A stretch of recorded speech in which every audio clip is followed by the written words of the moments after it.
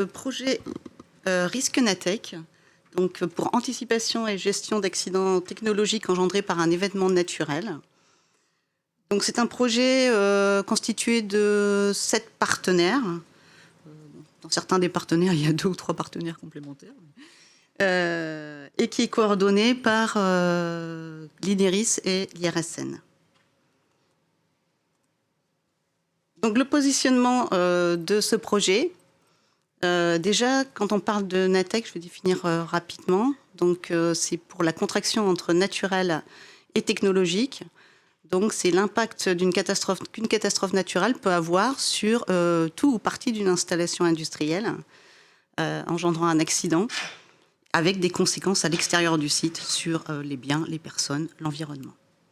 Donc là, on est dans, évidemment, un contexte de changement climatique, avec des connaissances encore non stabilisées sur les intensités, les variabilités de fréquences que l'on pourra avoir au niveau des aléas. On est aussi dans un contexte d'interconnexion croissante entre des éléments socio-techniques à l'échelle du territoire et naturels, qui peuvent engendrer une propagation d'un accident avec des conséquences sur un territoire aggravé par ces risques, par ces situations, par ces événements Natech, qui sont, eux, difficiles à anticiper et donc à gérer.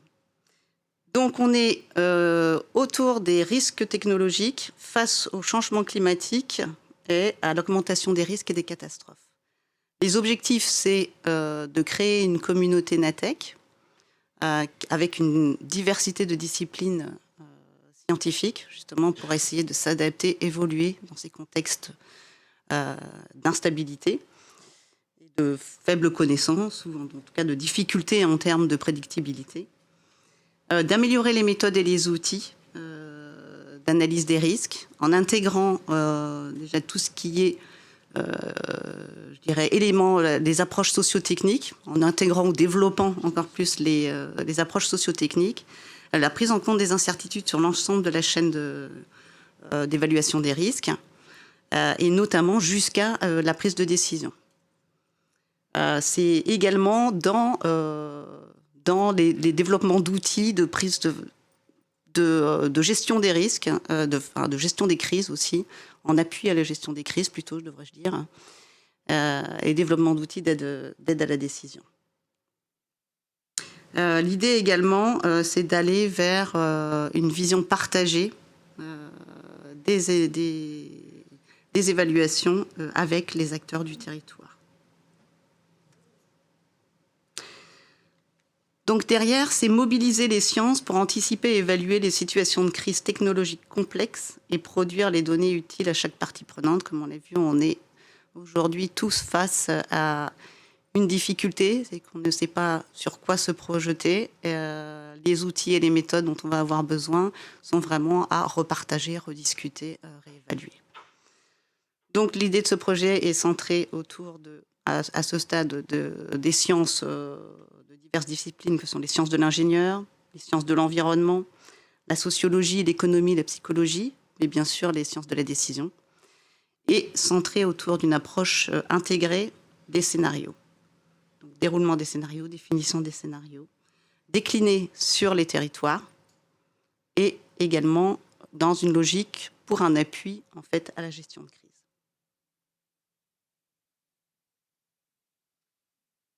Donc les sites pilotes sur lesquels on va travailler sont trois sites pilotes, donc la basse vallée de la Seine, l'estuaire de la Gironde et la vallée du Rhône.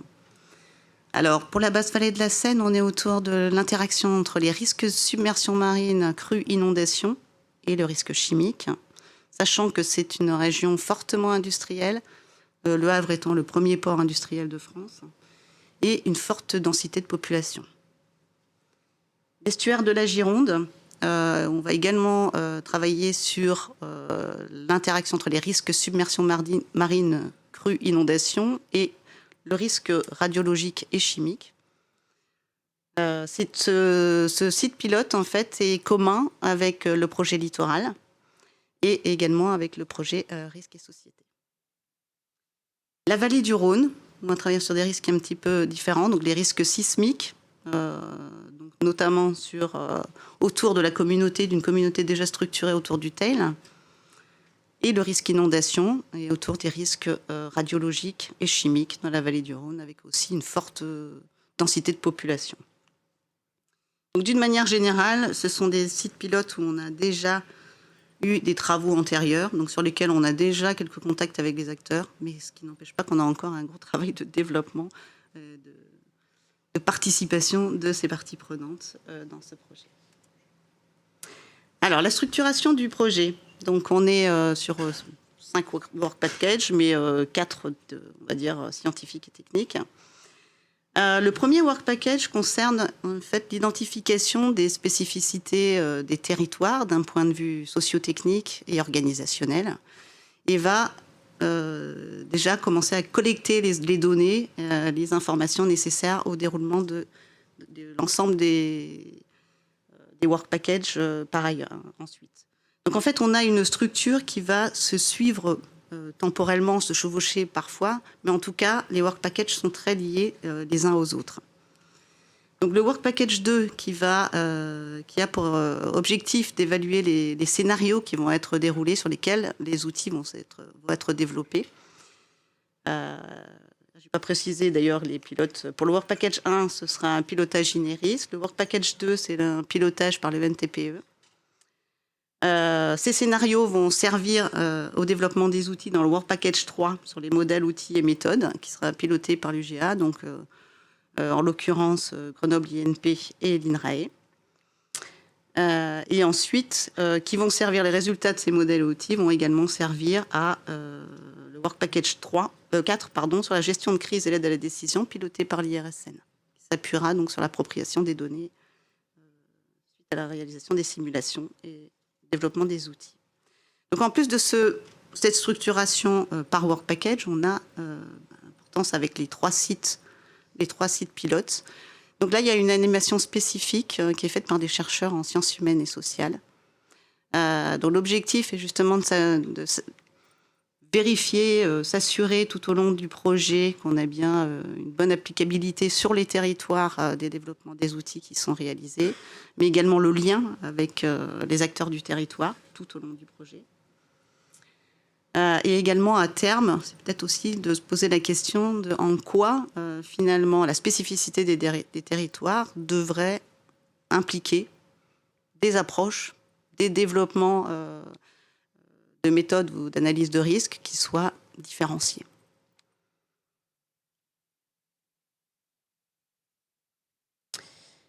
Donc l'autre... donc sur le premier site, on va décrire en fait finalement les développements qui seront faits spécifiquement sur chacun des territoires. Donc on a sur la basse vallée de la Seine, donc sur le Havre, donc la logique et la gouvernance participative, les travaux sur le multirisque et les effets cascades, et autour, comme on l'a dit précédemment, du risque chimique et des aléas submersion marine. Donc sur le Work Package 1, donc ces analyses socio-techniques du territoire, on va avoir les deux premières tâches qui vont être communes à tous les sites pilotes, puisque l'objectif, c'est de décrire, donc d'abord d'élaborer un cadre méthodologique pour bien identifier les données qui seront nécessaires pour le déroulement du projet, pour le développement des outils ou l'élaboration des scénarios, et l'identification des parties prenantes également sur les territoires. Comment elles sont, quelles parties prenantes, quels acteurs, et comment elles sont structurées entre elles.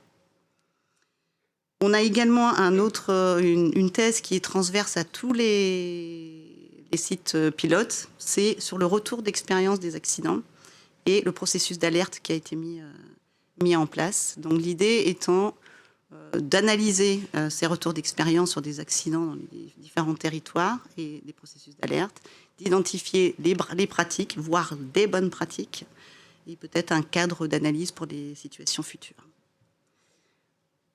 Sur le Work Package 1, donc le but, une fois qu'on aura l'identification de l'organisation des parties prenantes, l'idée est justement de développer le cadre et les méthodologies pour construire un processus participatif. Ce processus participatif, on va l'utiliser tout au long du projet. C'est-à-dire ça va être le support pour mobiliser aussi les acteurs du territoire tout au long du projet. Que ce soit dans l'élaboration des scénarios, que ce soit pour l'appropriation des résultats suite au développement des simulations sur les effets cascades, et notamment dans l'analyse multicritères, multi-acteurs pour les prises de décision. Pour le Work Package 2, donc ça sera l'idée d'élaborer des scénarios qu'on qualifie aujourd'hui de plausibles, sur lesquels on reviendra bien sûr, parce que c'est vraiment des questionnements, les définitions des scénarios, jusqu'où on va et sur quel type de projection on se place. Donc pour l'élaboration de ces scénarios et pour la simulation des effets cascades, on aura besoin de données d'entrée du projet littoral concernant les cartographies de risque submersion. Donc ensuite, on aura la simulation des effets cascades avec l'idée de travailler sur une échelle spatiale beaucoup plus importante que celle sur lesquelles on travaille, comme on disait tout à l'heure. C'est lié vraiment à l'interdépendance, interconnexion des installations entre elles, mais également avec les infrastructures critiques. Et du coup, le déploiement de conséquences à l'échelle d'un territoire. Alors, c'est notamment pour un changement d'échelle, mais c'est aussi une autre question derrière, c'est comment ces outils peuvent également aider dans l'appui à la gestion de crise. Donc, une modélisation plus dynamique des événements également, qui pourrait servir à la gestion de crise. Et la dernière, qui va se servir aussi de l'ensemble de ces résultats, c'est l'analyse spatiale multicritère, multi-acteurs pour la prise de décision. Donc, comment les décisions, quels sont les contextes de décision, par quels acteurs, à quel moment, quelle temporalité, voilà, pour mieux comprendre les...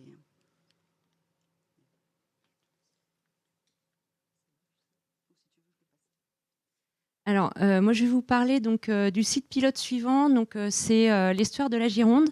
Donc, sur ce site-là, on a une petite particularité, c'est qu'on va travailler sur 2 types de scénarios. Donc Karine a mentionné tout à l'heure la notion de scénario plausible. Alors je vais revenir un petit peu là-dessus. En fait, dans la construction du projet Natech, on est parti d'une typologie de scénario. J'en parlerai un petit peu après. On affinera cette notion en cours de projet. Mais du coup, on a considéré une famille de scénarios qu'on a appelés plausibles, qui sont en fait les scénarios déjà existants, en fait, sur lesquels on a déjà travaillé, on a déjà fait des exercices de crise. Enfin bon, voilà, c'est des scénarios qu'on connaît bien, sur lesquels on peut du coup avoir des éléments assez rapidement pour que ça nous serve en fait de données d'entrée pour la suite de nos travaux. Donc, on aura un scénario plausible de type submersion et accident nucléaire et chimique sur lequel on va travailler, donc sur ce site de la Gironde. Et je ne sais pas si ça marche, ça. Oui. Ce scénario donc, va nous servir en entrée en fait, des Work Package 3 et 4. Donc, dans le Work Package 3, on va travailler sur la propagation d'incertitudes. Donc là, on voit que c'est un sujet effectivement qui est revenu dans d'autres présentations, notamment le PC Littoral. Donc l'idée, c'est de prendre en compte les incertitudes à la fois sur les aspects submersion marine et les aspects météorologiques, les incertitudes également qui sont liées, à ce qui va se passer sur les installations industrielles. Et donc voir comment on peut combiner tout ça en fait dans des prévisions à court terme dans une situation de catastrophe et d'accident technologique pour anticiper en fait ce qui va se passer dans les 24-48 prochaines heures et donc prendre des décisions de protection des populations. Donc ça, c'est une thèse en fait qui va être en partenariat entre le CNRM de Météo France, l'IRSN et l'INERIS. Donc ça, c'est ce qui va se dérouler dans le Work Package 3. Et dans le Work Package 4, en fait, on a prévu donc de faire une mise en situation de crise combinée. Donc l'idée, en fait, ça va être donc en début de projet, disons 2025, avec les outils existants, en fait, les outils d'expertise de l'IRSN, de l'INERIS, du BRGM, de pouvoir faire des évaluations en fait des évaluations de crise et voir un petit peu, faire un état des lieux comparatif en fait des outils et méthodes existants. Donc ça c'est en lien en fait très fort avec le PC plateforme, puisque en fait l'idée derrière ça va être de voir quels sont les besoins en interopérabilité en fait pour pouvoir superposer un petit peu les évaluations en fait en cas de crise combinée. Et il y aura un travail également mené par l'IRSN, donc sur la représentation, la perception et la compréhension de ces incertitudes par les décideurs et les populations, et notamment le lien entre expertise et décision. Voilà, donc là, je l'ai déjà dit, je le redis, hein, donc il y a un lien effectivement assez fort avec le PC littoral, puisqu'on aura évidemment besoin du scénario submersion en fait, pour faire nos travaux. Enfin, donc sur la vallée du Rhône, donc là cette fois-ci, on n'est plus sur un. Ah pardon, en fait j'ai oublié sur les scénarios. Donc là, parce que j'ai déroulé en fait tout ce qui va être basé sur le scénario plausible, et en parallèle, on va avoir des travaux sur ce qu'on a appelé les scénarios de rupture. Donc là, cette fois-ci, l'idée c'est d'essayer de sortir du cadre en fait de ce qu'on avait en tête jusque-là, du cadre d'analyse qu'on a traditionnellement sur les risques, et d'essayer d'avoir des approches de type Red Team, des approches un peu innovantes construites avec les parties prenantes du territoire pour essayer de définir des scénarios auxquels on n'aurait pas pensé jusque-là. Donc ça peut inclure effectivement des nouveaux types de risques cyber et autres. Voilà, l'idée c'est quels sont les scénarios auxquels on n'a pas pensé. Voilà. Donc je passe au dernier site pilote. Donc sur la vallée du Rhône, cette fois-ci, on a un troisième type de scénario qu'on a appelé le scénario extrême, et qui est du coup un type de scénario auquel on a déjà pensé, mais qu'on avait jusque-là considéré comme très improbable, et qui n'est peut-être pas finalement si improbable que ça, parce que soit le risque a été mal évalué, soit finalement ça devient plus probable dans le contexte de changement climatique. Et en l'occurrence, on va travailler plutôt sur le risque sismique sur ce site pilote, avec une thèse cofinancée avec le RGF sur justement l'élaboration de scénarios sismiques, qui doit nous donner notamment ce scénario dit extrême. Et ensuite, on va travailler donc sur l'impact de ce séisme extrême sur des infrastructures nucléaires. Et on a une thèse cofinancée avec le PC Montagne, donc sur la vulnérabilité, cette fois-ci, des infrastructures civiles. Et donc là aussi, on va essayer de mettre en œuvre ces outils via des mises en situation de crise combinée. Voilà, donc là on fait un petit focus donc sur les actions transverses, à la fois transverses au sein du PC Natech et avec les autres PC. Donc au niveau collecte de données et identification des parties prenantes sur les territoires, donc tout ce qui est dans le WP1, ça effectivement c'est une action qui va servir à toutes les tâches du PC, et qui peut être mise en commun avec les PC pour lesquels on a des sites pilotes communs.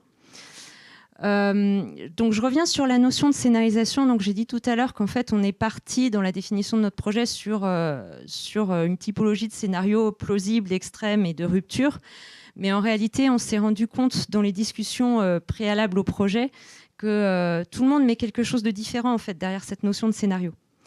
Déjà le terme scénario en lui-même, il faut se mettre d'accord sur ce qu'on veut dire par scénario. Et ensuite, quand on dit scénario plausible ou scénario extrême, il faut aussi se mettre d'accord sur qu'est-ce que ça veut dire. Et finalement, est-ce qu'on peut le quantifier? Et si on le quantifie, on met quel chiffre derrière? Et en fait, du coup, on aimerait discuter avec les acteurs des différents types de risques et des différents domaines pour essayer de déterminer ensemble un référentiel commun, si possible, ou en tout cas de faire au moins une revue des termes et des pratiques utilisés dans différents domaines, et définir un petit peu qu'est-ce qu'un scénario dans ses différentes dimensions, donc techniques, humaines, spatiales, temporelles, etc. Voilà, donc ça, c'est une proposition qu'on met sur la table parce qu'on aimerait bien y travailler avec les autres PC et voilà, ça sera peut-être à discuter demain pour savoir comment s'approprier travailler ensemble sur cette notion de scénario. Voilà, donc j'ai parlé des mises en situation de crise, donc je reviens un petit peu là-dessus aussi. Donc ça sera les use case Natech qui serviront à alimenter la plateforme.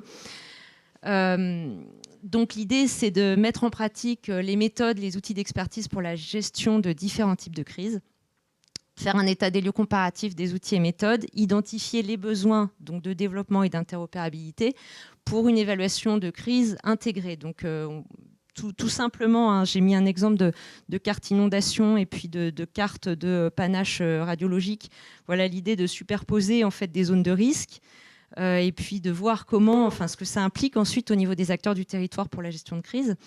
Et donc, l'idée, c'est d'avoir 2 mises en situation, idéalement, une plutôt en début, une plutôt en fin de projet. Donc, la première servant à faire cet état des lieux et des besoins, et puis celle en fin de projet servant plutôt à faire une démonstration des avancées. Voilà, donc les liens avec les autres projets, les autres PC. Donc, comme on le disait, on a une thèse en commun avec le PC Montagne sur la vulnérabilité des infrastructures. On a des sujets en commun aussi sur l'aide à la décision notamment. On a donc ce lien avec le PC Littoral sur la modélisation de l'aléa submersion pour nos scénarios. Et puis aussi d'autres sujets d'intérêt commun. Pour le PC plateforme, donc on a cette définition des use cases dont j'ai parlé et cette alimentation de la plateforme avec nos modèles et outils. On a aussi des liens avec le projet, le Work Package Web 2.0 sur les données citoyennes notamment. Et puis pour d'autres PC, c'est un petit peu plus en construction. Donc on sait qu'on a des sujets d'intérêt commun. Mais c'est encore à construire pour savoir comment on va interagir. Voilà, je ne sais plus si j'ai autre chose. Non, c'est tout. Je m'arrête là. Merci. Merci beaucoup.